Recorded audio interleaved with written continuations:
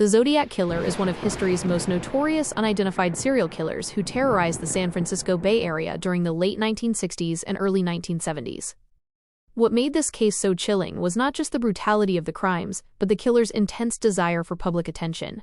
He taunted police and the public by sending cryptograms, letters, and terrifying threats to local newspapers, demanding that his messages be published on the front page, or else he would commit more murders. Officially, law enforcement attributes 5 deaths and 2 survivors to the Zodiac, though in his letters he claimed to have murdered at least 37 people. The reign of terror began in December 1968 near Benicia, California, when high school students David Faraday and Betty Lou Jensen were shot and killed while parked in a gravel pullout on Lake Herman Road.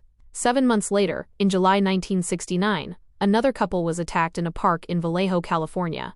Darlene Ferrin was killed, but her companion, Michael Mageau, miraculously survived despite being shot multiple times. Shortly after that attack, the killer made a phone call from a payphone near the police station to report the crime himself and take credit for both attacks. In September 1969, college students Brian Hartnell and Cecilia Shepard were picnicking at Lake Berryessa when a man wearing an executioner-style hood with a white crosshair symbol approached them at gunpoint, tied them up, and stabbed them repeatedly. Shepard died from her injuries, but Hartnell survived and gave a detailed description of the attacker. Before leaving the scene, the killer used a felt-tip pen to write the dates of his attacks directly on the door of the couple's car. The final confirmed murder occurred in October 1969 in downtown San Francisco, where cab driver Paul Stein was shot in the head by a passenger who stole a piece of his blood-stained shirt. Witnesses saw the suspect, but due to a police dispatch error misidentifying the suspect's race, officers passed right by a man matching the actual description without stopping him. Along with the murders came a wave of psychological warfare through the media.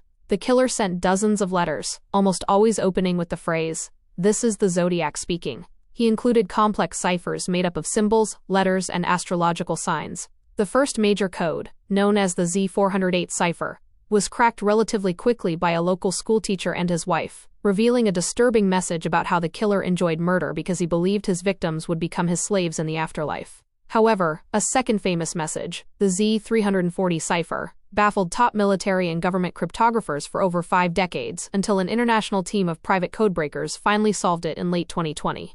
Over the decades, thousands of suspects have been investigated, but no one has ever been charged with the crimes. The most famous suspect was Arthur Lee Allen, a man who wore a Zodiac brand watch, owned boots matching footprints left at one of the crime scenes, and made disturbing comments to acquaintances about hunting humans.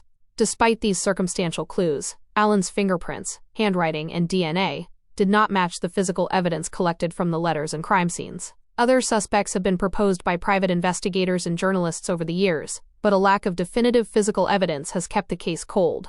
Several factors prevented law enforcement from identifying the killer at the time. Forensic science in the late 1960s was limited compared to today's standards, missing tools like automated fingerprint databases and modern DNA analysis.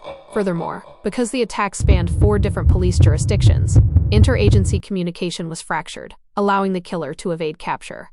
Today, the Zodiac Killer case remains an open investigation in several California jurisdictions, with investigators still hoping that advancements in investigative genetic genealogy might one day reveal the true identity of the man behind the mask.